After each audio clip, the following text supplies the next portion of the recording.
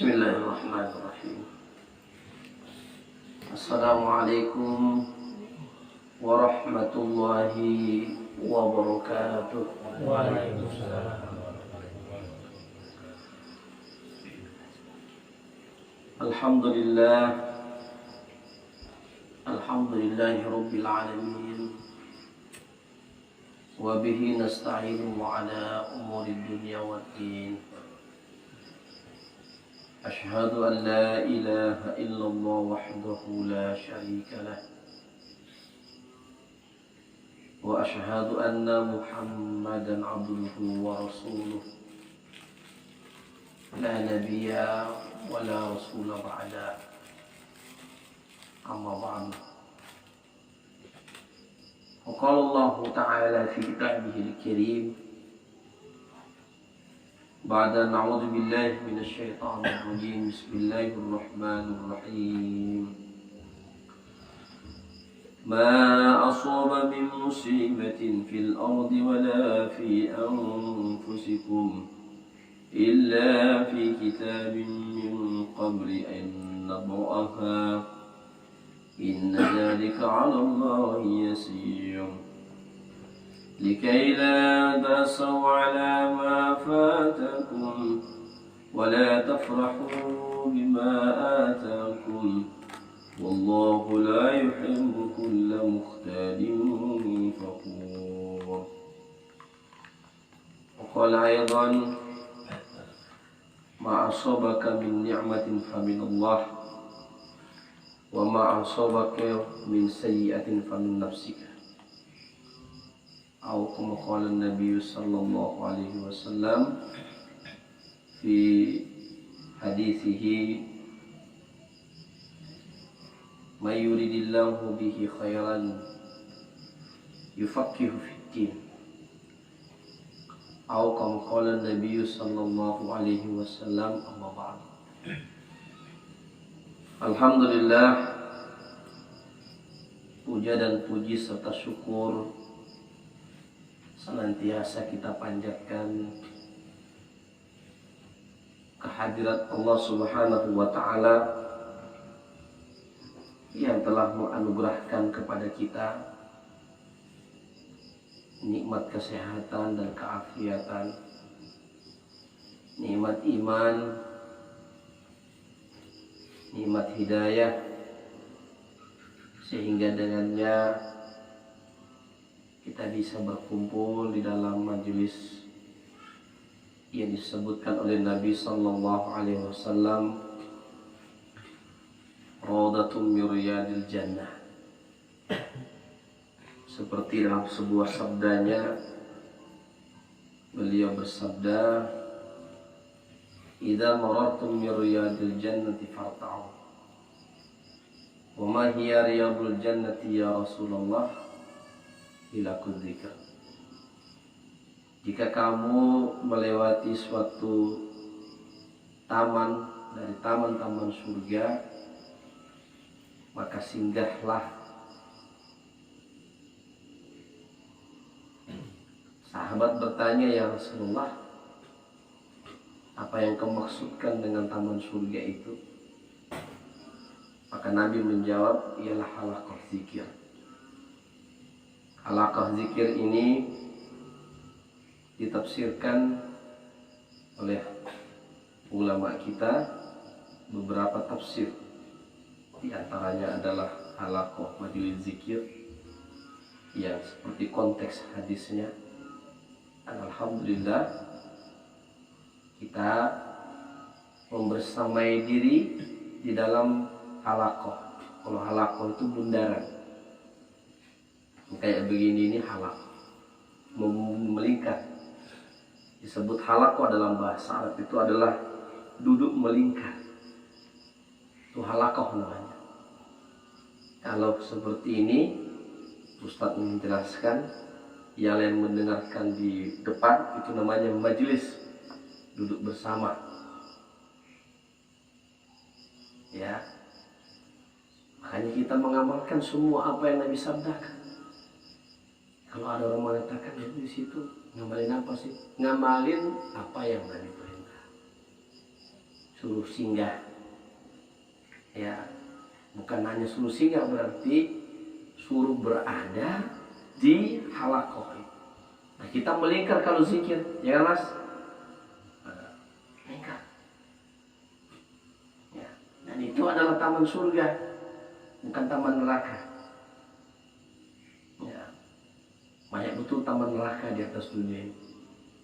Maka kita ciptakan taman surga. Saya ulangi, banyak sekali taman neraka di atas dunia ini. Main gaplek itu taman neraka. Demi Allah, gaplek itu tidak ada orang main gaplek yang ingat Allah.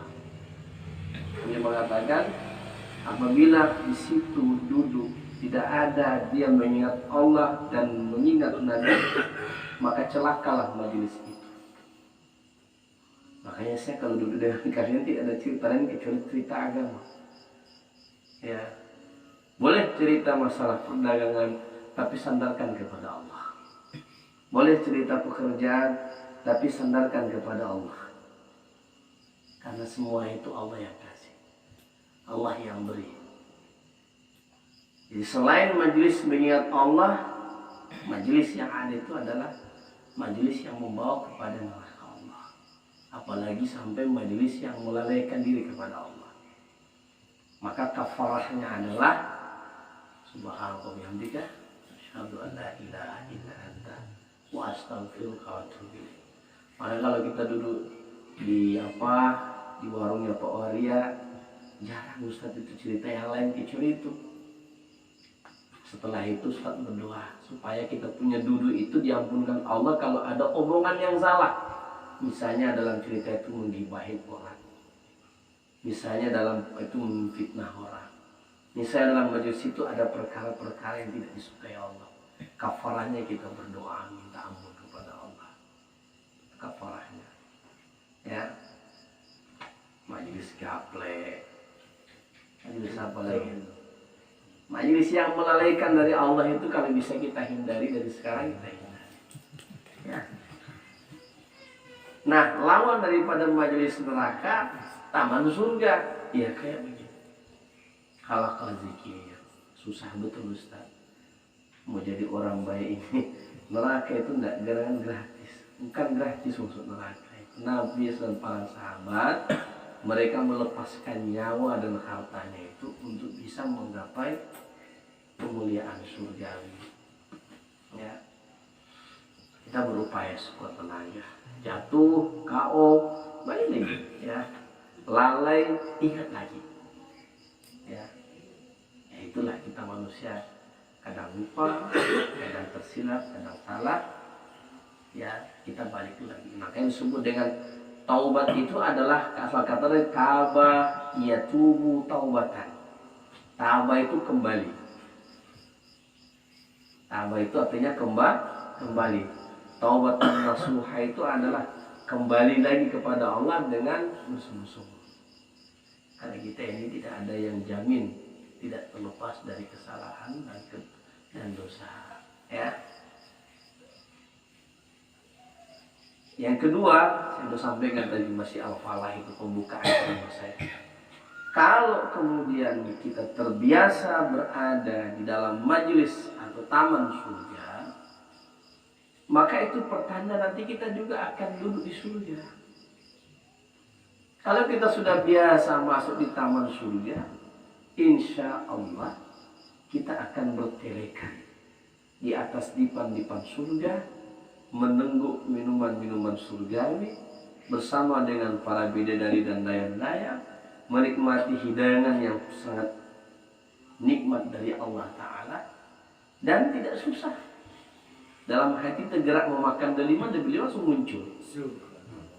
Dalam ayat itu disebutkan, saya lupa itu surah Al-Insan, model bentuk pokok pohon. Kalau kita bersandar, maka pohon itu akan juga melengkung menjembai kita, tinggal kita petik. Kita suka makan pisang misalnya. Di antara buah dalam surga itu adalah pisang. Kita mau makan pisang, tiba-tiba ujung pisang itu udah muncul, tinggal kita petik. Itulah surga. Nah, makanya Gambaran taman surga itu adalah kebahagiaan. Nah, kebahagiaan itu ada dalam majelis-majelis yang mengingatkan diri kita kepada Allah. Maka Nabi mengatakan raudhatun min riyadil jannah.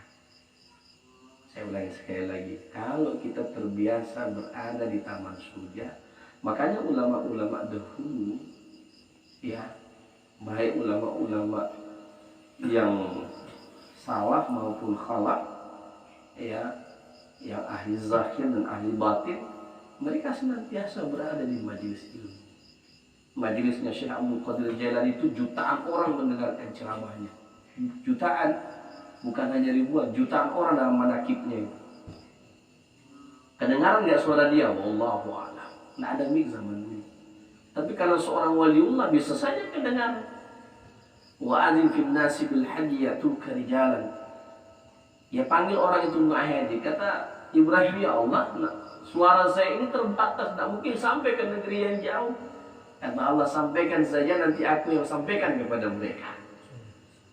Ya, makanya sampai sekarang panggilan Nabiullah Ibrahim itu tidak bisa lepas dari diri orang-orang yang beriman, rindu untuk memenuhi panggilan Nabiullah Ibrahim.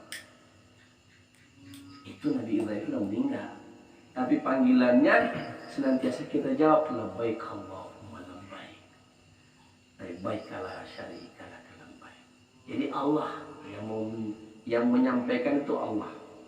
Wa adzin fil nasi bil haji, suruh mereka untuk laksanakan haji. Nah, nanti aku yang sampaikan, kata Ibrahim, tidak sampai suara saya, nanti aku yang sampaikan sama mereka. Jadi gitu ya. Ajak mereka ke jalan Allah, wahai Humaydi. Nanti aku punya urusan untuk mendatangkan orang-orang itu. Kita tinggal di Tua Paya, masuk pelosok seperti ini. Kok bisa hadir orang-orang kayak antum? Kan itu kok bisa? Saya tinggal santri saya di pelosok sana masuk. Tapi santri datang, Allah yang sampaikan. Kita itu ikhtiari. Nah, pada malam hari ini kita jangan lupa berselawat kepada baginda Rasulullah sallallahu alaihi wasallam. Allahumma shalli ala sayyidina Muhammad wa ala ali sayyidina Muhammad. Assalamualaikum ya Rasulullah. Assalamualaikum ya Nabi Allah. Assalamualaikum ya Habibullah. Baik, para jamaah sekalian yang dimuliakan Allah Subhanahu wa taala. Kita kembali mengkaji kitab Al-Hikam. Pada bab kedua kemarin kita sudah bahas tentang asbab dan tajrid. Maqam asbab dan maqam tajrid. Dua-duanya ini adalah satu hal yang berlaku pada setiap individu kita. Beliau mengatakan, saya ulangi ya, karena belum selesai pembahasan saya yang kemarin. Iradatuka tajrida ma'iqamatillah iyyaka fil asbab minasyahwatil khafiyah. Keinginanmu untuk lepas dari kesibukan urusan dunia, kesibukan tentang asbab, tentang pekerjaan, tentang kegiatan-kegiatan sebab itu, ya, kamu mau menghindarkan diri atau mau menjauh dari itu, ya, untuk menempatkan dirimu di makam yang selanjutnya, itu sebanyak termasuk syahwatil khafi, syahwat yang tersembunyi, keinginan yang tersembunyi. Ya, kamu sembunyikan keinginanmu itu. Tapi ulama mengatakan bahwa ya ada beberapa boleh berpindah dari makam asbab ke makam tajrid, asal kemudian ada isyarat-isyarat ilahi. Misalnya kamu sudah uzur, itu kan isyarat kamu tidak bisa lagi bekerja, ya sudah masuk ke makam tajrid. Kalau sudah makam tajrid, insya Allah nanti segala keperluanmu akan dituntaskan oleh Allah tanpa perlu kamu bekerja keras, karena kamu sudah uzur, tenagamu udah kurang, ya. Itu satu diantara contoh. Yang kedua misalnya, ya kamu bekerja, tetapi kemudian ya pekerjaanmu itu pekerjaan yang mendatangkan dosa. pekerjaan yang mendatangkan dosa, jual daging babi misalnya, jual khamar misalnya. Itu sebab-sebab yang tidak boleh kamu berada di makom itu. Kamu harus hijrah, kamu harus keluar dari makom itu, ya. Tidak boleh perlahan-lahan misalnya, ya. Jadi makom itu harus ada di sini jamaah kita. Saya mau perlahan-lahan keluar dari dunia itu, Ustaz. Ya sudah, ya. Itu berarti sudah ada isyarat ilahiyah. Ya, tapi pelan-pelan. Ya. Atau kemudian kamu ya berusaha tapi gagal maning itu, gagal terus. Habis saja modal terus, sepanjang hidup habis modal terus. Contoh misalnya, ya sudah, misalnya saya mau tinggal sama Ustaz aja, monggo, saya makan kamu makan, Allah ibadah misalkan, dan tidak ada tanggung jawabmu lagi, misalnya hanya dirimu sendiri tinggal, ya seperti siapa? Seperti Abu Hurairah radhiyallahu anhu. Dia tidak ada keluarga di kota Madinah, dia tinggal di Ahlus Sufa, belajar tok dengan Nabi SAW, belajar kepada Nabi, dan kemudian bisa menulis kitab, ya, kitab-kitab hadis dari Nabi SAW, meriwayatkan banyak hadis. Nah itu. Jadi tidak boleh tergesa-gesa langsung mau masuk ke makam tajrid, udah mau bertapa dah. Jangan, tidak boleh, belum. Yang kedua, atas izinnya mursyid, atas izin seorang guru pembimbing. Pertama isyarat ilahiyah, yang kedua kayaknya ini memang orang ini harus digemblang betul. Dia tidak akan bisa fokus belajar sungguh-sungguh sebelum dia meninggalkan urusannya. Nah, seperti kisah Sunan Gesang. Tahu Sunan Gesang? Ya, orang Jawa kenal itu Sunan Gesang. Ketika dia mau berguru sama Sunan Kalijaga, kata Sunan Kalijaga, kalau kau memang berguru sama saya ini berat, terkecuali kamu tinggalkan semua urusan duniamu, urusan pekerjaanmu, kamu tok belajar sama saya. Dan dia jadi Sunan Gesang. Ya, ya paham gitu ya. Ya. Ada sebab-sebab yang kemudian kita masuk melangkah pada makam tajrid. Ya. Jadi kalau masih ada sebab-sebab yang kamu kerjakan, ya jangan kamu tinggalkan makam itu. Ya, jangan langsung ujuk-ujuk gitu, nggak boleh. Ya, karena itu adalah syahwat tersembunyi sebenarnya. Ya, keinginan yang bukan dorongan dari ilahi. Jadi kalau ada dorongan dari ilahi untuk kamu yang memang total terjun, ya bisa jadi. Yang kedua, wa iradatukal asbab ma iqamati la iyyaka fil tajrid inhitatu an himmatil aliyah. Demikian sebaliknya, kalau kamu di makam tajrid terus kamu meninggalkan makam tajrid masuk ke makam asbab, itu sama dengan kamu menerjunkan dirimu dari ketinggian kemuliaan turun ke bawah. Ya, misalnya seorang ulama, seorang kiai, urusan dia memang hanya tok itu. Waktu dia tidak ada lagi tersibukkan dengan urusan perdagangan, karena nanti terbengkalai ngajar sementara padat sekali. Tetapi ketika dia di makam tajrid itu, rezeki dia itu nggak ketulungan. Katakanlah seperti Ustaz Abdul Somad kan nggak berdagang, tapi dapat istri cantik lebih muda dari dia. Ini bercanda ya, bercanda. Canda. Ada orang nawarkan mobil apa itu, Fortuner kan dulu itu, dia nolak itu. Ya. Bolak-balik naik pesawat, kita jangankan dia setiap hari bolak-balik naik pesawat kesan kayak banyak duit aja. Ya, kita mau bayar tiket aja susahnya minta ampun. Mau beli tiket aja payahnya minta ampun. Dia yang aja. Tiba-tiba di Palembang, tiba-tiba di Sumbar, tiba-tiba di Kepri, tiba-tiba. Nah itu sudah masuk makam tajrid. Kalau dia kemudian meninggalkan makam itu dan dia bekerja kembali, itu dia telah meninggalkan satu kemuliaan yang Allah telah berikan kepadanya. Nggak boleh, dia harus sudah di situ. Dia sudah di makam situ. Dan urusan rezekinya sudah Allah tanggung. Dia tidak mikirkan lagi itu. Ya. Katakanlah dia punya manajemen. Manajemen itu yang ngurusin perjalanannya. Dan ngurusin kayak ceritanya almarhum kan. UJ itu Ustaz Jeffrey. Dia punya manajemen aja lagi dia. Dia ngisi kesana kemari ceramah. Kalau di sini tidak ada manajemen.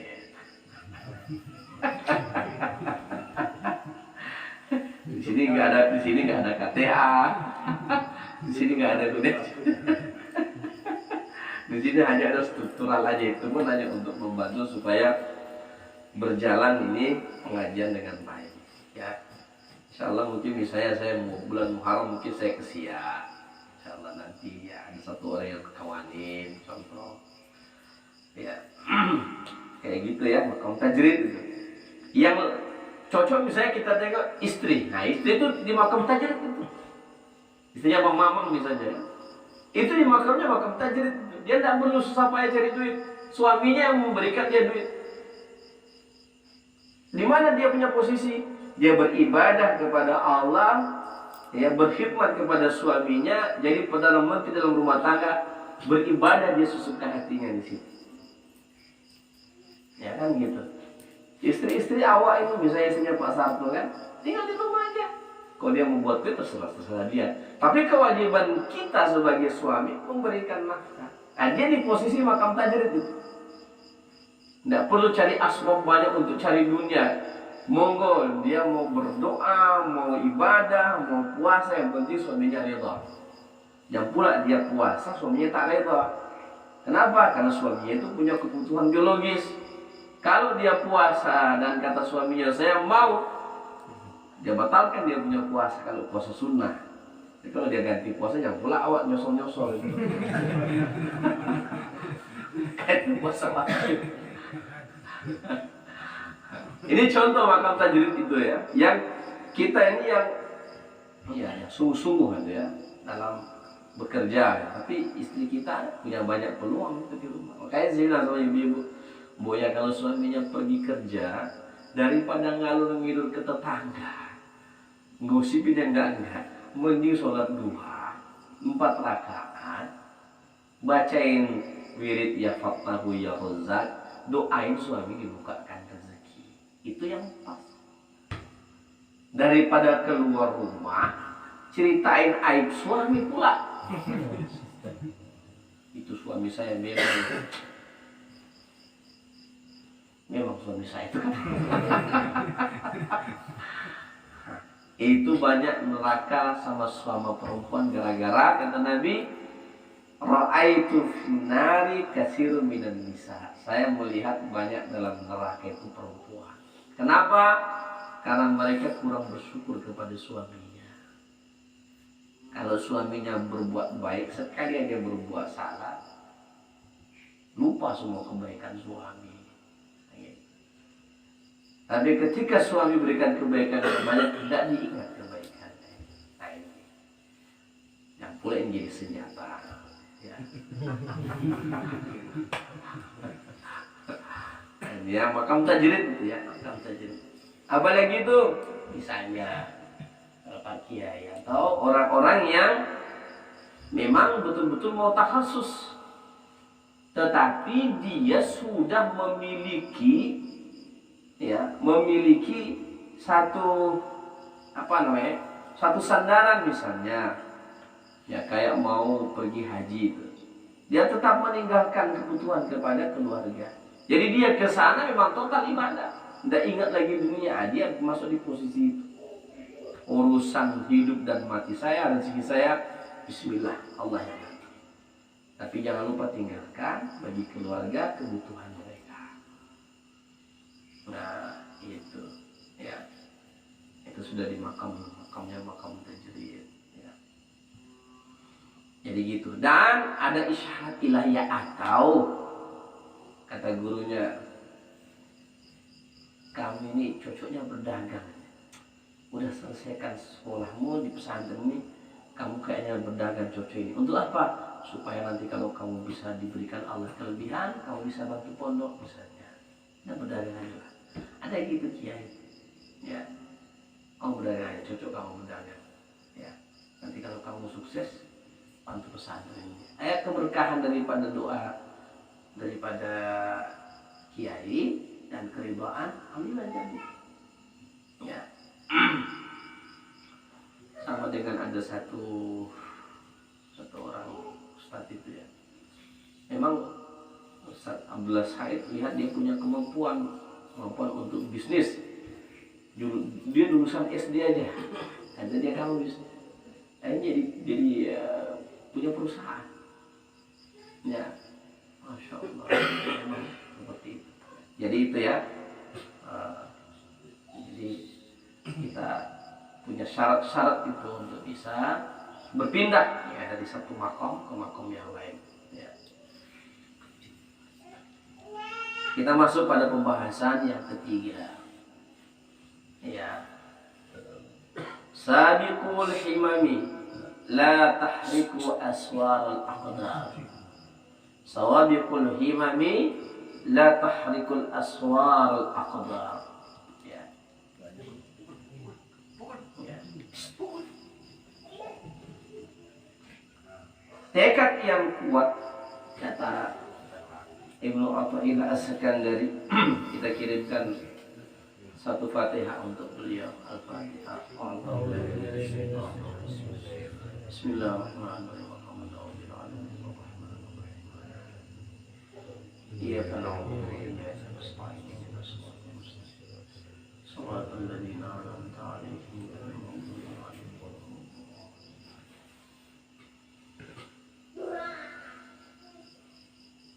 Sawabiqul himami la tahriku aswar al-aqdar.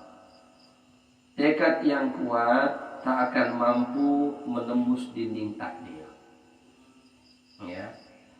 Tekad yang kuat tak akan mampu menembus dinding takdir. Ya. Sawabiqul himam ini ada 3. Ini masih berkaitan dengan asbab. Masih berkaitan dengan sebab. Yang pertama, sebab-sebab atau sawabiqul himami itu adalah, yang pertama adalah amal, perbuatan. Ya. Apa yang pertama? Amal, perbuatan. Ya. Yang kedua adalah doa. Doa itu adalah asbab atau sebab. Yang ketiga adalah tawajuh. Ya, tawajuh. Konsentrasi full. Ya. Amal perbuatan atau sawabiqul himam itu tidak akan bisa menembus dinding takdir. Tidak akan bisa menembus dinding takdir. Pak Sarto, udah berapa tahun kerja jadi satpam? 12 tahun. Udah berapa hektar tanah yang dimiliki? Ya. Berdoa jadi kaya kan kadang-kadang pengen sugih kan? Ya, kerja keras. Saya rasa abang-abang semua ini tipologi pekerja keras.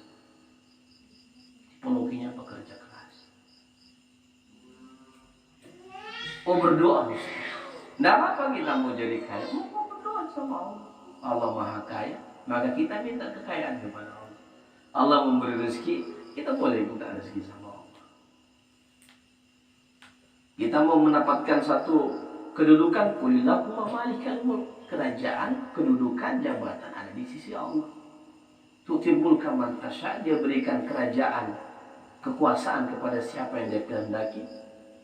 Wa tanzi'ul mulka mimman tasha', dan dia mencabut ya, kekuasaan kepada siapa yang dia kehendaki. Udah banyak tuh masuk pakai baju orange kan. Itu ayatnya itu. Itu ayatnya Pak Sabto. Itu ayatnya. Ya. Kita beramal Kita berdoa. Kata Pak Arya, berdoa terus ngamal. Ya, ini ayat. Sawabikul himam, kita beramal, berbuat, bekerja. Ditambah kita berdoa. Kalau orang dulu tambah tawajuh lagi. Orang dulu tawajuhnya itu batu itu. Batu itu saking dia punya yakin, dia tawajuhkan itu jadi emas, jadi emas. Ya pokoknya kuat.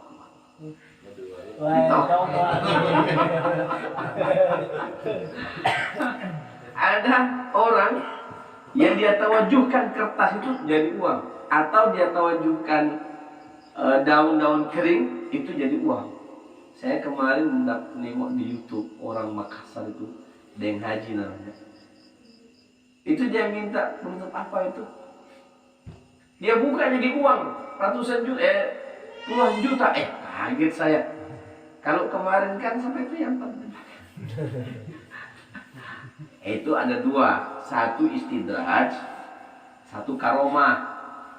Ya, kalau karomah itu diberikan kepada tukang sihir. Istidraj itu diberikan kepada tukang sihir. Istidraj itu maksudnya ketika dia diberikan kelebihan-kelebihan, semakin dia jauh dari Allah. Ada yang karomah saat dibutuhkan. Seperti apa? Siti Maryam. Itu karomah kan, dia bukan nabi. Siti Maryam itu karomah, dia bukan nabi. Ya, dia tidak perlu bekerja, sudah ada itu makanan. Makanan yang hadirnya di waktu musim panas datang di musim dingin. Makanan yang datang di musim panas, di musim dingin datang di saat musim panas. Itu Siti Maryam. Anna laki hadza? Nabiullah Zakaria mengatakan, "Anna laki hadza?" Ini dari mana ini makanan ini? Hadza min indillah. Ini dari sisi Allah. Oh, jangan pula om. Belum sampai makam tajridnya awal. Nggak usah kita berbicara masalah tentang beliau ya. Cerita keajaiban karomah guru saya dulu. Aneh gitu kadang-kadang saya tengok. Ya, ada saja rezekinya. Dia yang suka makan ini tiba-tiba muncul itu. Dari mana yang datang-datang? Allahu a'lam. Ya, kita belajar ke sana. Ya, belajar ke sana. Ya. Nah, tawajuh kayak gitu tuh, tawajuhkan tuh. Jadi hal-hal yang sifatnya asbab seperti itu, dia tidak akan bisa menembus aswaril aqdar, menembus dinding takdir.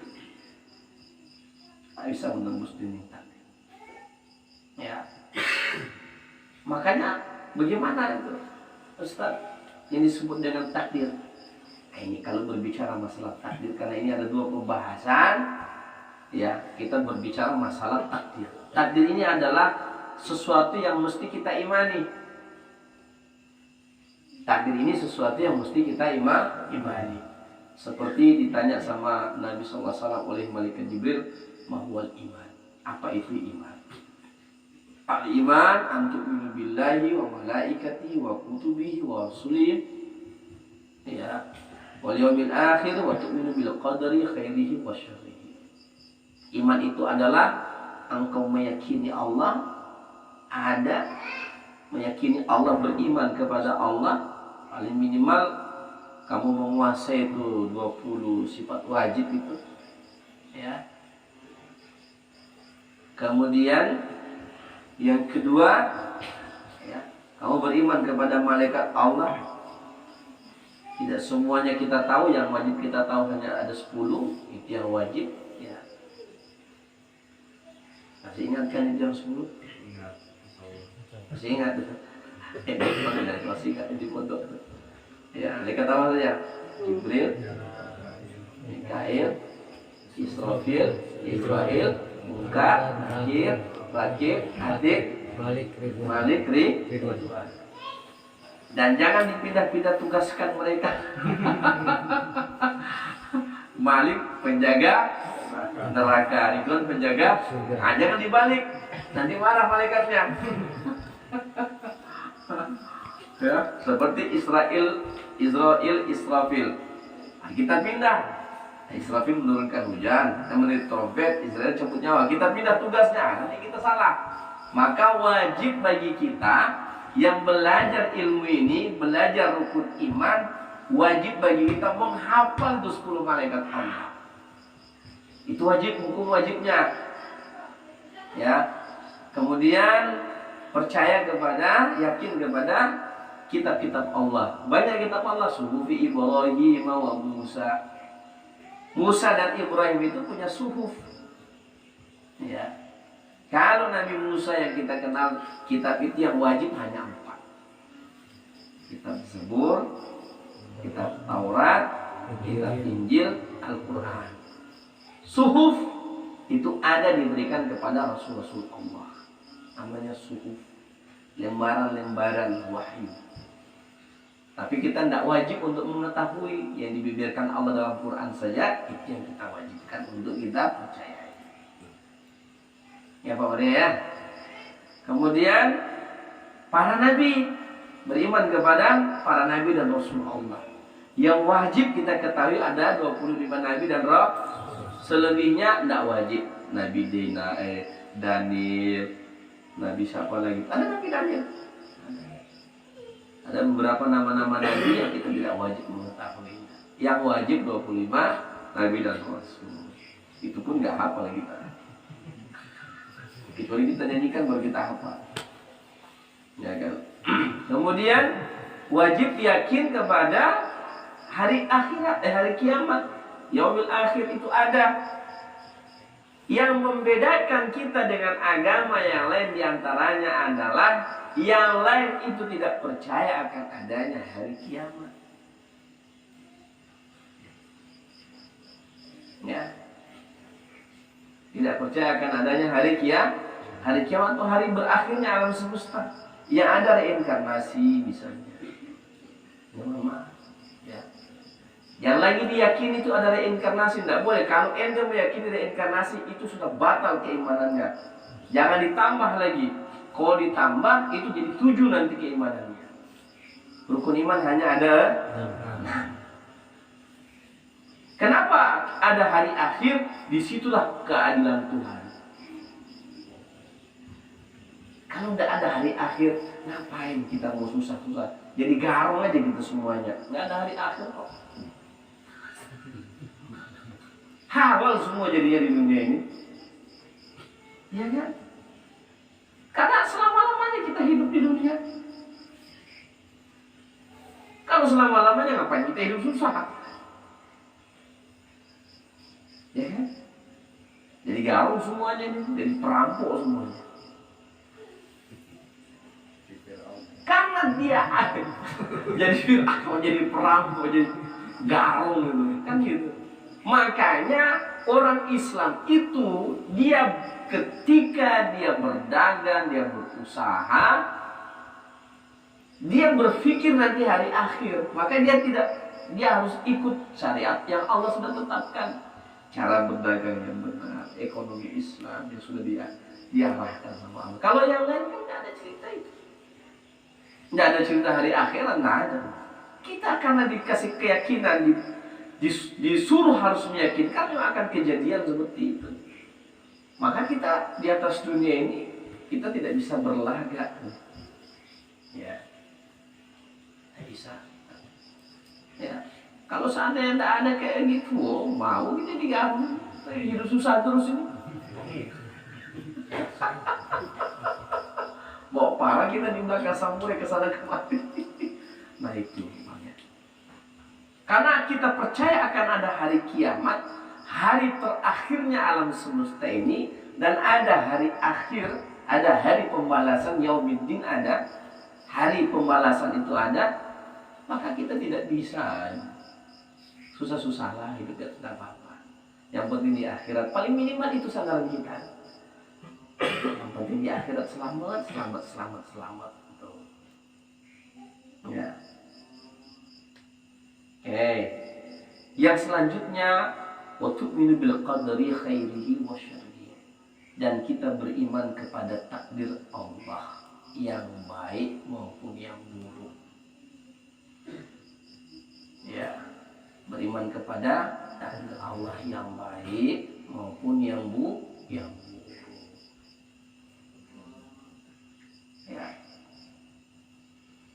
Saya sampaikan ada satu hadis Nabi SAW dalam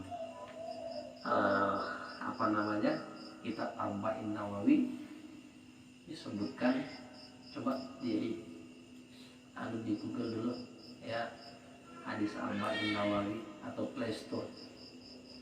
Di situ ada hadis yang menerangkan tentang penciptaan manusia dan takdir yang ditetapkan itu ada 4. Ya. Yang pertama tentang rezekinya. Yang kedua tentang ajalnya.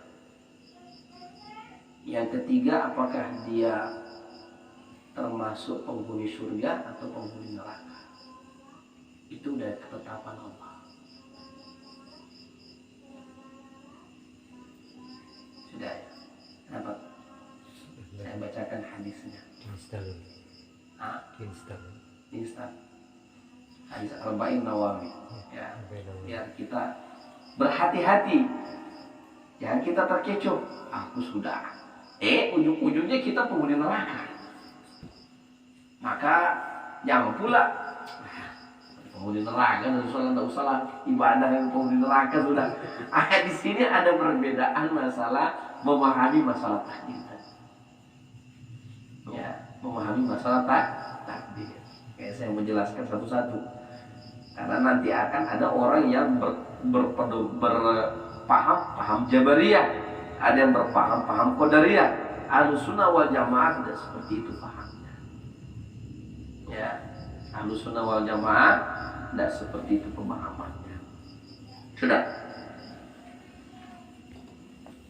Ada disebut dengan takdir mubram, ada disebut dengan takdir mu'allaq.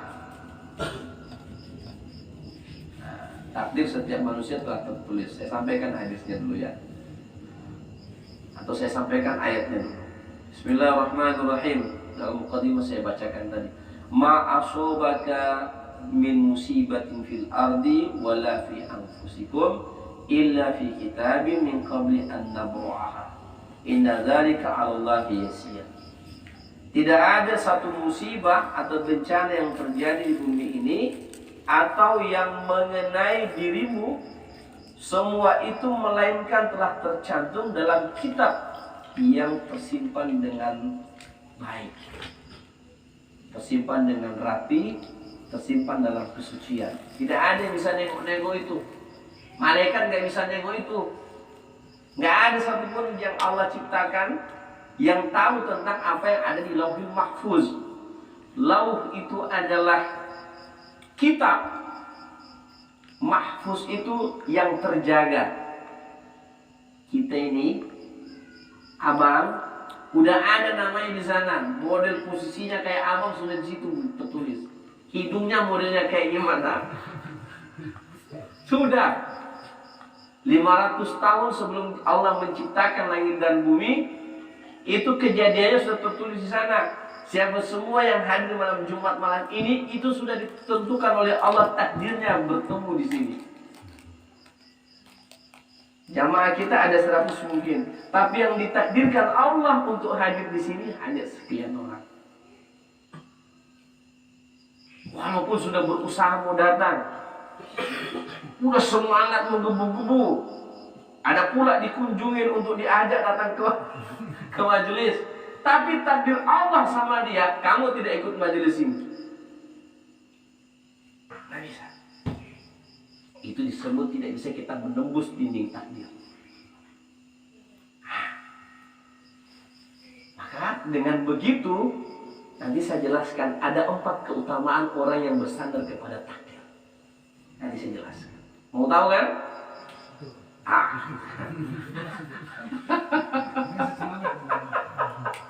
Iya. Oke. Saya sampaikan di sini ya. Inna dzalika qabla an nabra'aha. Tercantum dalam kitab catatan sebelum sebelum kami menciptakan segala sesuatu ini, itu sudah dicatatkan Allah di dalam Lauh Mahfuz.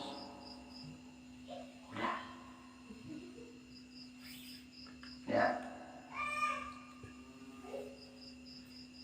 Liyakulu likai la ta'saw. Inna dzalika 'ala Allah yasir. Demikian itu sangat mudah bagi Allah. Sangat mudah bagi Allah. Mau jadikan kita jadi kaya mudah bagi Allah. Ya, mudah. Ya. Tiba-tiba kita jatuh ke sandung dari motor kan. Rupa-rupanya di situ ada uang 100 miliar.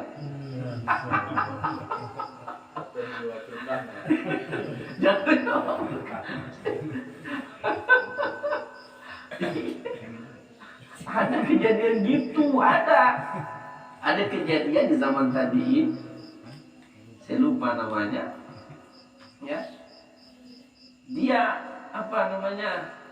dia belah perut ikan, rupanya di dalam itu ada bukan mutiara berlian ketua. Itu tidak bisa dibeli sama orang-orang penjual-penjual di pasar itu, toko-toko emas lah, saking mahalnya. Masya Allah. Saya lupa ceritanya dia, nanti saya ceritakan mau ya. Nanti dicarikan yang belekin dulu tuh menjual. Dan itu kejadian asli ya, diceritakan kisah tadi ini tuh, lupa sih kisahnya itu. Inna dzalika 'ala Allah yasir. Demikian itu mudah bagi Allah. Likai la ta'saw 'ala ma fatakum wa la tafrahu bima atakum. Wallahu la yuhibbu kulla mukhtalin fakhura. Ya. Supaya kamu semuanya tidak berduka cita, tidak bersedih terhadap apa yang lepas dari tanganmu. Supaya kamu tidak bersedih terhadap apa yang luput dari tanganmu. Dan kamu tidak merasa tidak merasa jumawa. Tidak merasa jumawa terhadap apa yang ada pada dirimu. Innallaha la yuhibbu kulla mukhtalin fakhura. Ya. Dan Allah tidak menyukai orang-orang yang membanggakan dirinya. Allah tidak suka sama orang yang membanggakan. Gara-gara aku dikiayat. Kalau nggak ada wakilnya, itu sudah itu. Allah tidak suka ya kayak gitu. Ya, kalau bukan aku nggak percaya. Itu Allah tidak suka. Ya, karena apa yang terjadi ini tidak bisa lepas dari kehendak takdir Allah. Ya, Abu. Baik. Saya bacakan hadisnya. An Abi Abdurrahman Abdullah bin Mas'ud radhiyallahu anhu qala. Dari Abdullah bin Mas'ud radhiyallahu anhu berkata, hadatsana Rasulullah sallallahu alaihi wasallam. Diceritakan kepada kami dari Rasulullah sallallahu alaihi wasallam. Menceritakan kepada kami Rasulullah sallallahu alaihi wasallam, wa huwa shadiqul masduq. Dia adalah orang yang benar dan dibenarkan perkataannya. Inna ahadukum yujma'u khalqahu fi batni ummi 40 yawman nutfatan. Sesungguhnya kalian semuanya diciptakan oleh Allah di dalam perut ibu kalian itu selama 40 hari menjadi nutfah. Makanya kita beriadohkan 40 hari awal penciptaan manusia. Awal riadoh 40 hari. Ini salah satu sandaran para ulama-ulama kita, amalan 40 hari untuk riadah itu. Karena awal penciptaan manusia di situ. Jadi awal diciptakan itu 40 hari itu sudah jadi nutfah. Itu proses penciptaan manusia.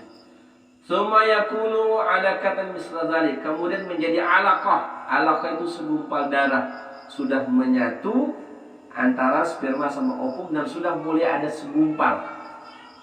Udah jadi dia, udah mulai jadi dia. Itu selama prosesnya 40 hari juga.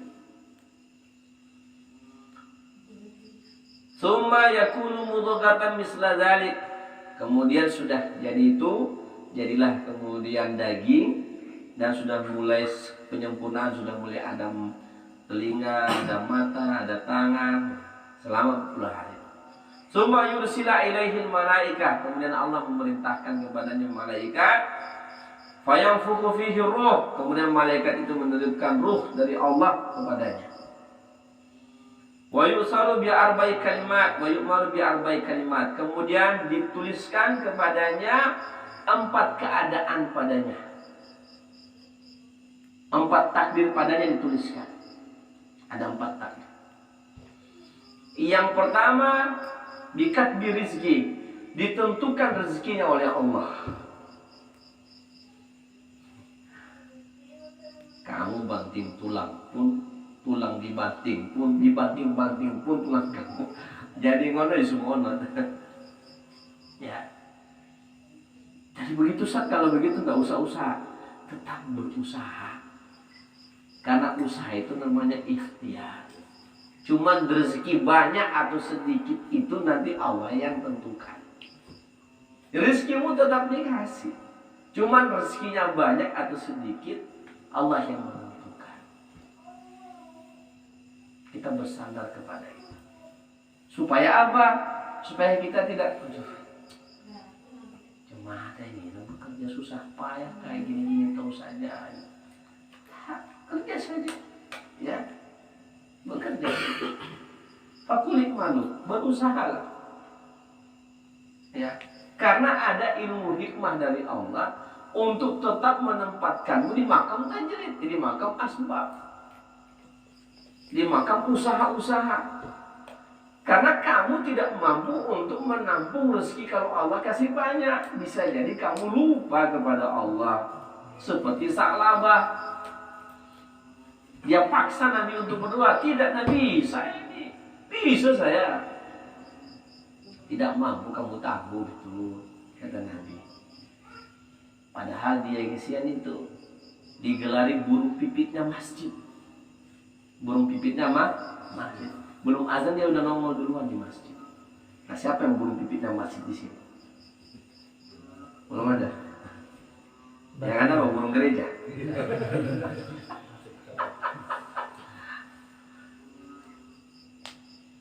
Satu ketika Nabi nengok, ini orangnya habis sholat langsung pulang ke rumah, kenapa? Nabi panggil oleh Sa'labah, kenapa kamu itu setelah salam karena salam kini tidak berzikir, tidak berdoa, kamu langsung pulang ke rumah? Ya. Kalau sekarang kan beda konteksnya. Ya, salam kiri, salam kanan, lantas jalan tak berdoa lagi dia. Nggak tahu kejelasannya apa itu. Begitu salam, assalamualaikum warahmatullahi wabarakatuh, langsung mau dibilang Sa'labah enggak juga. Ya. Sa'labah dia langsung pulang ke rumah, ada alasan. Dia bilang, kenapa kamu langsung pulang ke rumah ya Sa'labah? Ya Rasulullah, saya hanya punya satu sarung bersama dengan istri saya. Kalau udah saya selesai sholat, saya pulang ke rumah karena istri saya mau pakai sarung saya untuk sholat. Saking miskinnya. Saking miskinnya. Belum kalah lagi bangku sama dia. Bagus masih punya banyak sarung ya. Karena dia bilang, ya Rasulullah, saya sudah selalu menderita ini. Boleh enggak kamu minta doa sama Allah biar saya jadi kaya, supaya kalau saya kaya saya akan bersedekah, saya akan zakat, saya akan infak. Kata Nabi, tak usah Sa'labah, kondisimu kayak gini itu sudah baik buat, udah cocok bagi kamu. Nabi yang ngomong, bukan Humaydi yang ngomong. Nabi yang ngomong. Ya, kalau saya ngomong jangan percaya, kalian nggak apa-apa. Kalian nggak percaya saya ngomong nggak apa-apa. Tapi kalau Nabi yang ngomong, nggak percaya. Ya. Kata dia, enggak ya Rasulullah. Doamu kan makbul. Kami minta sama Allah jadi kaya, insya Allah saya akan berbagi. Saya tidak akan lupa dulu saya miskin. Pokoknya macam-macam alasan itu sama Nabi. Nabi kunci lagi, qalilun tashkuruhu khairu min katsirin la tutiqu. Sedikit dan kamu syukuri itu lebih baik buatmu wahai Sa'labah ketimbang banyak tapi kamu tidak sanggup untuk memanfaatkan, untuk mengelola, ya, untuk mengatur, untuk mensyukuri nikmat yang Allah kasih itu di jalan yang ditetapkan oleh Allah buat. Udah berapa kita keluarkan zakat dari harta 82 gram, 82 juta. Ini aja mau kurban aja kita merasanya auzubillah.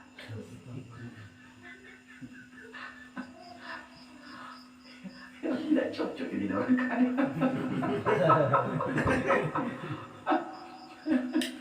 Kaya dalam Islam lah gitu ya, bukan kaya dalam Islam apa? Kalau mau kaya, niatnya, ya. Akhirnya dipaksa. Nabi udah bilang nggak usah. Di situ aja kamu di makam asbab aja kalau bahasa kita lah ya. Jangan berpindah. Dipaksa. Nabi doa terpaksa. Dan Allah kabulkan. Oh, yang tadinya hanya 2 ekor tiba-tiba langsung 3 lembah itu isinya kambing, domba dan sapinya saklaba. 3 lembah, Pak. Kita bayangkan bagaimana itu pengembalaannya di situ itu. Diminta zakat nggak mau dia keluarkan. Dibilang ini hanya zimmi saja yang punya ini. Bukan keluar untuk zakat. Marah Allah. Ditolak. Hanya kayak gitu jadinya. Jadi apa namanya? Supaya kita kembali ke sini. Supaya kita tidak terlalu jumawa juga. Apa yang lewat dari kita, tidak, saya sudah berusaha sekuat tenaga untuk bekerja, untuk mencari nafkah. Ya, yang sedikit yang saya dapatkan, alhamdulillah. Kenapa? Kalau kamu bersyukur yang sedikit yang Allah berikan kepada engkau ini, bukan yang sedikit itu, tetapi yang memberi itu yang kamu ingat. Itu kata guru saya. Jangan kamu melihat rezeki itu, tapi kamu lihat siapa yang ngasih. Beradablah kepada siapa yang ngasih. Maka kalau kita makan, baca bismillah, adabnya.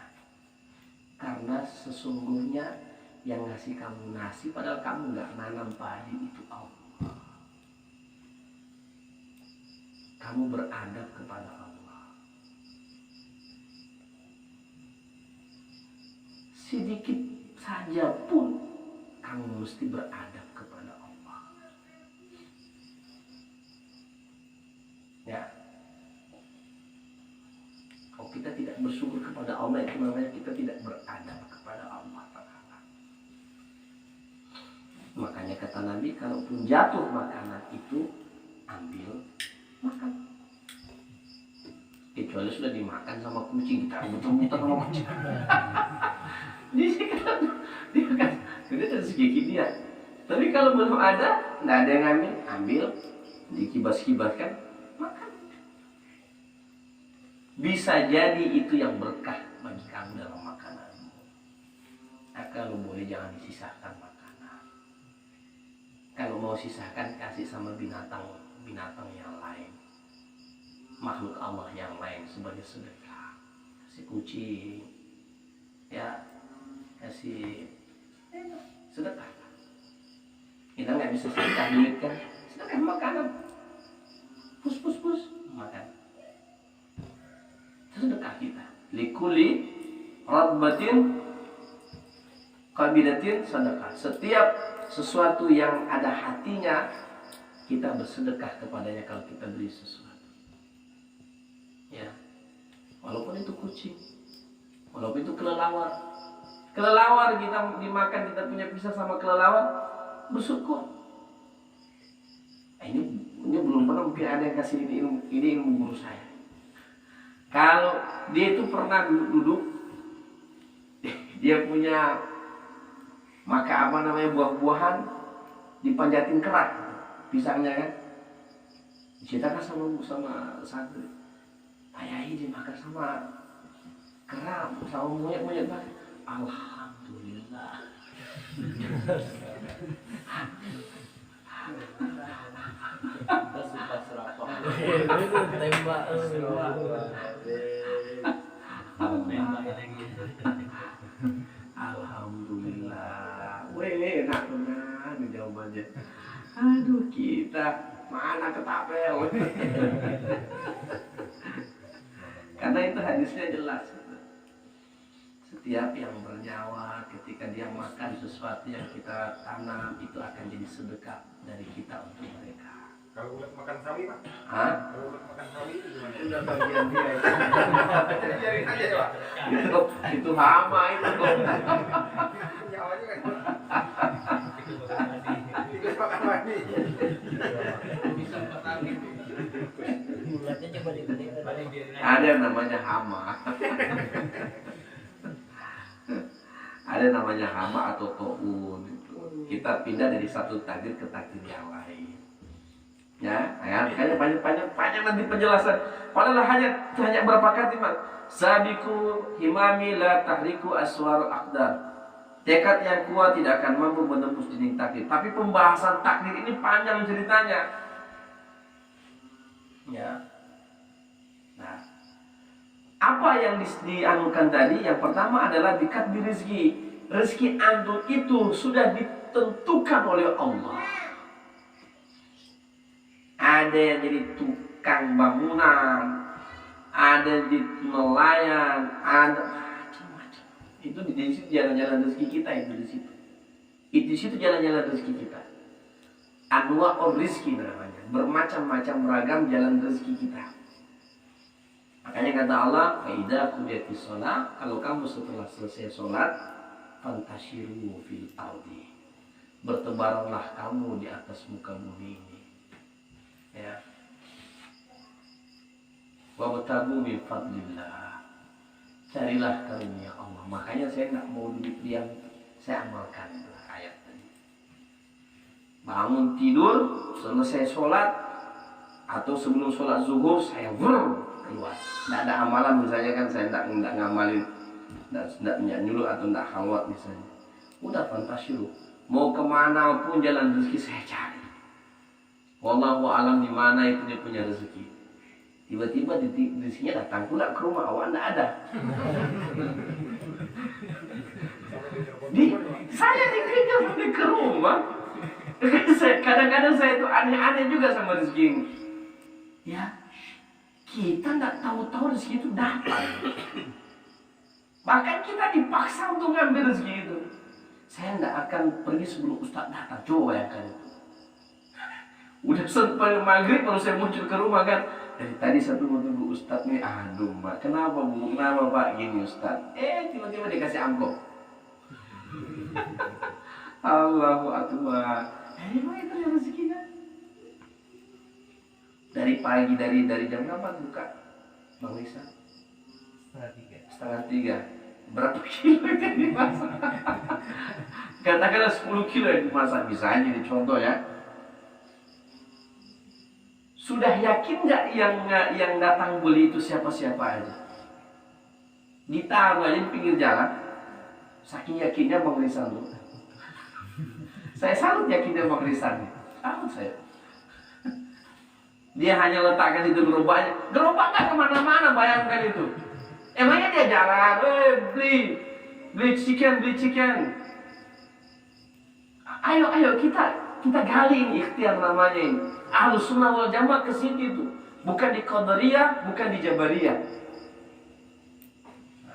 Supaya kita memahami takdir. Letak situ aja gerobaknya nggak kemana-mana. Gerobak ada dia punya ban kok nggak jalan itu orang ini. Mestinya ada ban, mestinya bawa dong. Tidak. Kalau kayak dulu kan tukang jual bakso kan bawa aja dulu gerobak jalan gitu kan. Neng bakso sampai ada ceritanya sundel bolong itu cerita dulu kan.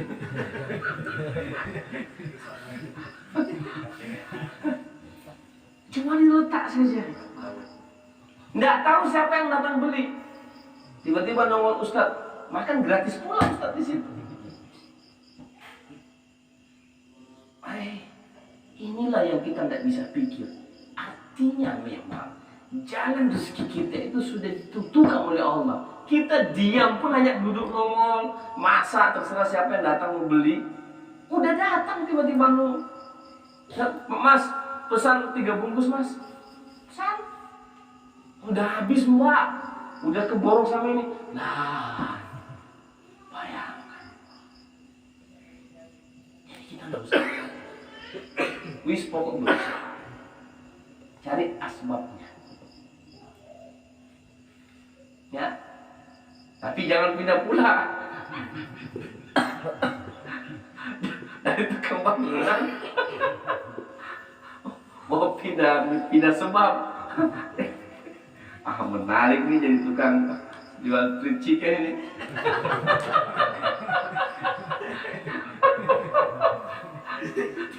Tiba-tiba, Mas Manto, sejak kapan itu jadi penjual fried chicken? Aduh, ya, sudah. Bang Cecep jangan seingin Bang Maya, Bang Mamang untuk buat tamu, jangan. Pak Abang nggak punya ilmu di situ. Abang situ aja, jalan rezekinya itu. Ya, karena berbagai macam itu jalan rezeki yang Allah kasih. Ya, Masya Allah. Saya tuh merenung-renung itu Mas Ihsan itu ya. Kalau orang jualan misalnya, Masya Allah. Si bilang, pakailah teori apa saja masalah kesuksesan. Tapi semua juga berada dalam takdir Allah. Jadi kaya dan kaya. Banyak orang sama-sama jual beras. Satu bangkrut, satu sukses. Padahal beras ini kebutuhan mendasar. Tapi kok satu bangkrut, satu sukses. Satu gulung tikar, sama-sama jual beras nih.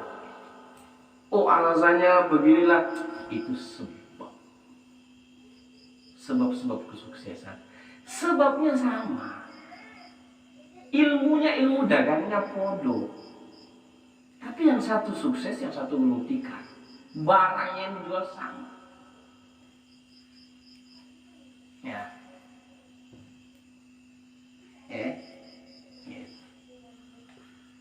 Allah. Sampai mana? Baru rezeki kan? Masih banyak lagi. Jam 11 nih.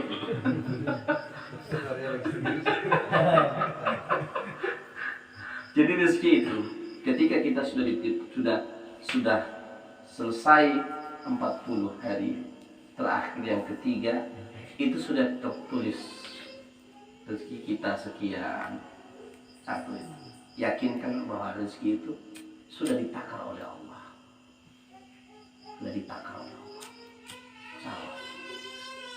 Ya. Sebab-sebab itu pun tidak bisa menembus jalan takdir. Ente mau berusaha sekuat tenaga, udah berdoa sambil nangis, ya Allah.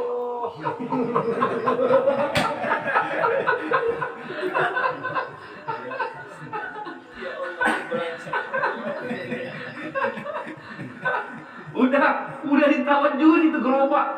Bismillahirrahmanirrahim. Air Ustadz sudah setiap hari itu. Nah ini bercanda, tapi ini saya arahkan ya. Ini sebab yang akan mendapatkan ganjaran. Oke, ini perlu diingat pula. Dia tidak bisa menembus takdir itu. Tetapi sebab-sebab yang baik itu diberikan ganjaran pahala. Oke, karena ada namanya amalul sayyi'ah, ada amalul hasanah. Kamu beramal cari nafkah rezeki yang halal, kamu berdoa kepada Allah, kamu tawajuhkan dengan jalan misalnya siram. Ini tawajuh daripada minta di kuburan. Dosa mana ada? Ini dari doa ini. Oke? Tapi kalau takdir Allah itu tidak bisa ditembus. Cuman asbab itu mendatangkan ganjaran pahala. Paham ini? Ya, kalau begitu nggak usah pakai sebab aja jalan tol aja Ustaz. Nggak bisa juga. Itu bukan akidah Ahlus Sunnah wal Jamaah. Itu akidah Jabariyah. Mengalah sebelum berperang itu akidah Jabariyah. Akidah Qadariyah tidak percaya atas campur tangan Tuhan. Itu Qadariyah. Kita tidak boleh gitu. Kita tetap ada ikhtiar. Sebab terjadinya karena sebab dia mendapatkan sesuatu, itu namanya taufik dari Allah. Udah ditakdirkan sukses, jalannya aja tinggal dibawa pakai jalan kita aja.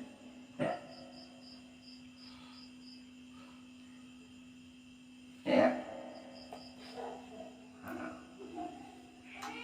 Gini nih, kita punya pengalaman hidup masing-masing.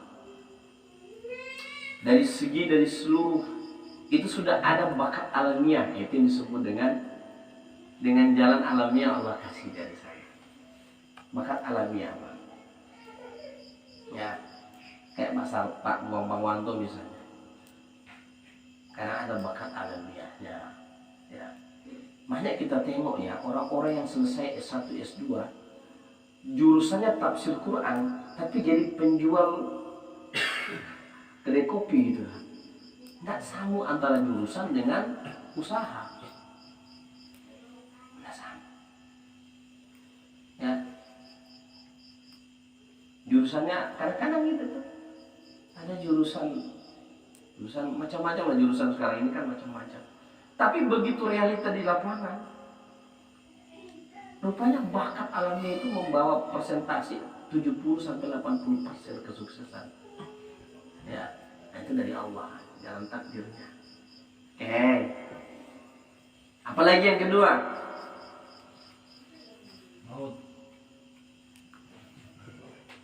Wa ajlihi, kematiannya. La yastaqdimuna sa'atan wa la yastakhirun. Nggak bisa dimajukan, nggak bisa dimundurkan. Bang Mukri sudah punya pengalaman.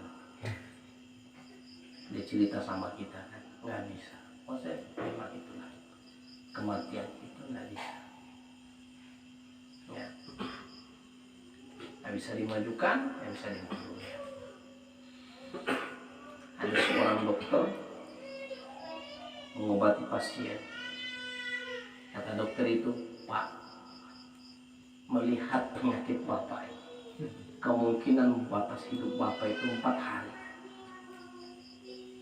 Yang mati duluan dokternya. Dia sampai sekarang sehat. Sampai sekarang nggak mati. Yang mati duluan malah dokternya.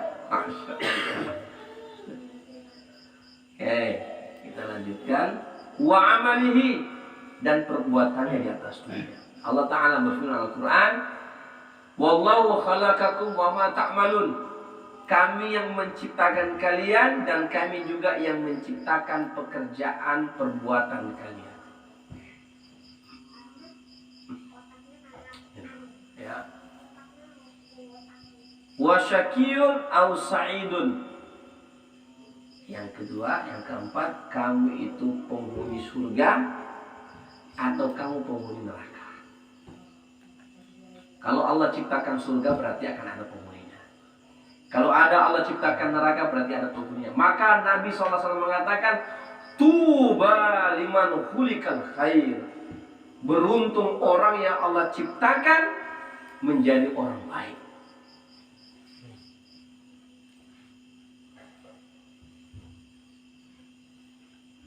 Beruntung. Maka kita di majelis ini minta kepada Allah, la tuzigh qulubana. Betul kata Pak Wahyu. Yang saya pikirkan sekarang ini adalah jangan sampai saya terlempar lagi seperti kemarin. Betul. Ya. Saya minta supaya tidak terlempar lagi kayak kemarin. Nabi mengatakan, Tuba liman khuliqal khair. Beruntunglah orang yang Allah ciptakan dia menjadi calon penghuni surga. Jadi orang baik di atas dunia ini. Kata Nabi SAW dalam hadisnya sambungan. Ini yang saya senantiasa takut dengan hadis ini. Saya ini seringkali takut dengan hadis ini. Takut betul saya. Ya. Nabi bersabda, "Wallah, demi Allah, la ilaha illa ghairuh, tidak ada Tuhan selain Dia. Inna ahadukum la ya'malu bi amali ahli jannah. Ada orang yang beramal, berbuat perbuatan ahli surga. Ya. Hatta ma yakunu bainahu wa bainaha illa dir'an. Sampai orang melihat dia itu dengan surga itu tinggal sejengkal lagi. Ini penghuni surga ini orang. Kerjanya seperti burung pipit dalam masjid atau burung gereja dalam masjid. Tidak pernah keluar masjid terus. Ya. Fayasbiqu alaihi kitab, tetapi dia tertulis dalam kitab Allah penghuni neraka. Fayamalu bi amali ahli nar, maka di akhir hidup dia beramal dengan amal penghuni neraka. Fayadkhuluha, maka dia masuk neraka. Ini banyak sahabat yang nangis juga ini dengan hadis ini. Wa inna ahadukum la ya'malu bi amali ahli nar. Ada orang juga yang dia sepanjang hidupnya perbuatannya perbuatan ahli neraka. Hadza ma yakunu baina wa baina illa diran, sampai antara dia dengan neraka itu orang sangka penghuni neraka ini dah dicap penghuni neraka. Fayasbiqu alaihi kitab, tetapi Allah sudah tuliskan dalam kitab Lauhul Mahfuz dia itu penghuni surga. Fayamalu bi amali ahli jannah, maka di akhir hidup dia melakukan amalan-amalan ahli surga. Fayadkhuluha, maka dia masuk surga. Maka takdir kita itu ditentukan ketika kita menghembuskan napas terakhir, belum di saat sekarang ini. Maka jangan kita menengok orang-orang yang kayak begitu kita cap, nggak bisa. Jangan mencap. Doakan, bimbing, arahkan. Bisa jadi dia lebih baik daripada kita. Yang kita marah perbuatannya, orangnya nggak boleh.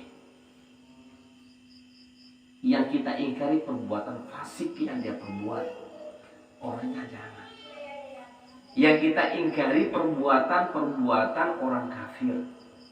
Siapa tahu dia dapat hidayah masuk Islam. Kita tak tahu. Ya. Dan kita juga belum bisa ditentukan. Kita belum bisa menentukan diri kita sendiri. Makanya sahabat mengatakan, cuman ini 1001 atau 101.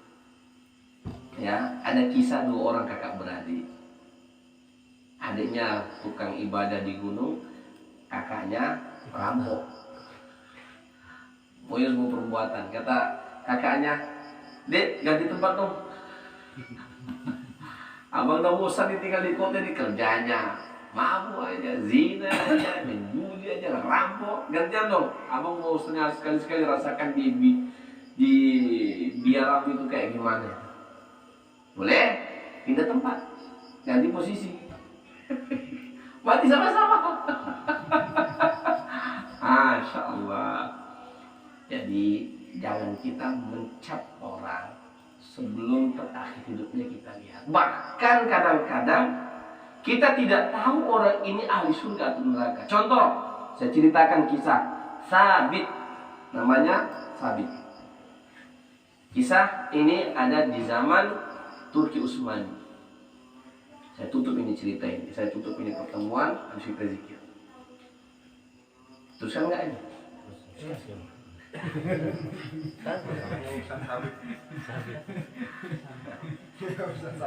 Jadi dia ini suatu ketika tengah malam Khalifah Utsmani itu, saya lupa namanya ini, Khalifah siapa. Dia bilang sama anunya, kita belusukan yuk. Memang dia hobi belusukan. Dia termasuk khalifah yang soleh. Kita belusukan malam ini. Kita tengok masyarakat kita, rakyat kita. Dengan pakaian rakyat ya, tidak ada yang kentara. Nah itu memang belusukan yang asli, bukan belusukan bawa kamera itu. Bukan. Belusukannya emang nggak ditahu itu kan. Ya. Nggak ada yang kenal gitu.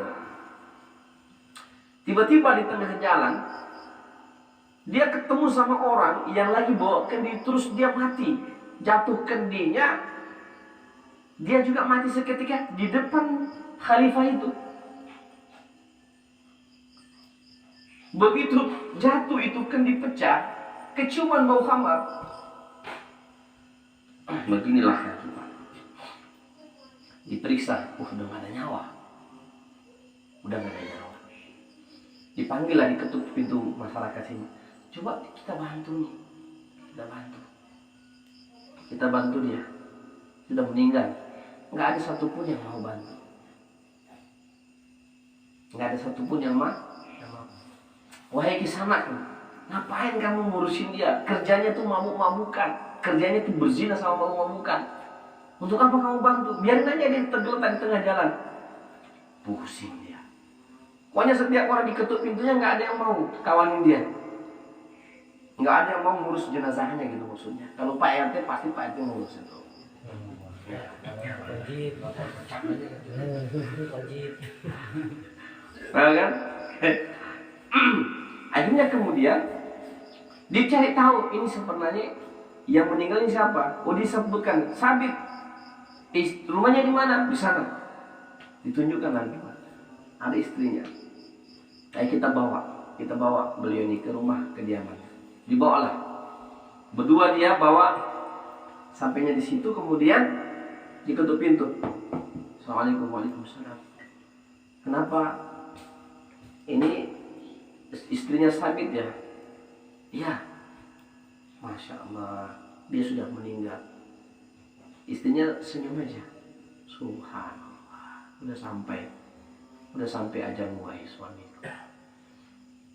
Cuman dia bilang, yang saya herankan, tidak ada satu masyarakat pun di sini yang mau menyalahkan dia. Dibilang orang ini fasik, tukang mabuk, tukang main perempuan, tukang zina. Benar nggak ini kelakuannya kalau malam?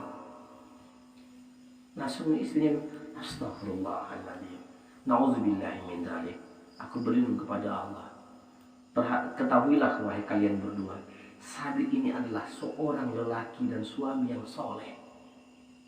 Kaget dia, bagaimana ceritanya dia orang yang soleh? Ketahuilah oleh kalian berdua, dia itu digelarin orang-orang sini tukang mabuk sama tukang zina. Gara-gara amal dia ini, dia kalau siang hari punya uang, malam hari itu dia beli minuman khamar, baru dia tumpahkan minuman khamar itu. Dengan berharap inilah cara dia untuk menghindarkan manusia dari maksiat, walaupun dengan amalan yang sederhana ini.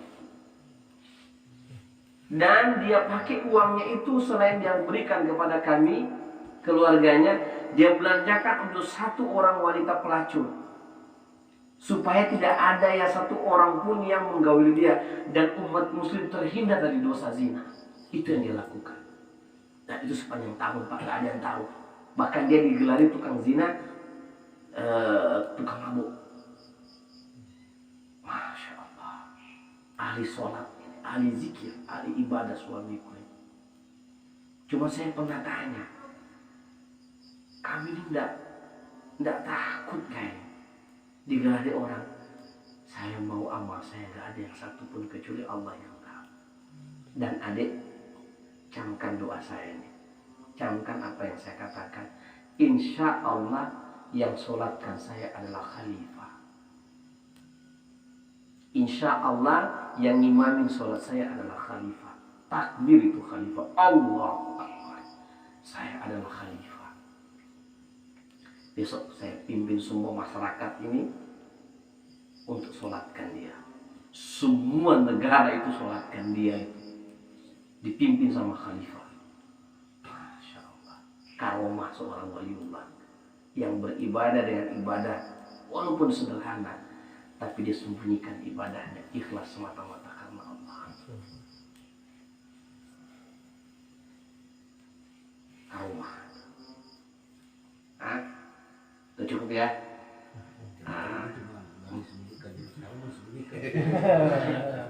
Mari kita sama-sama doa kepada Allah. Ya Allah biha, ya Allah biha, ya Allah bi husnil khatimah, ya Allah biha.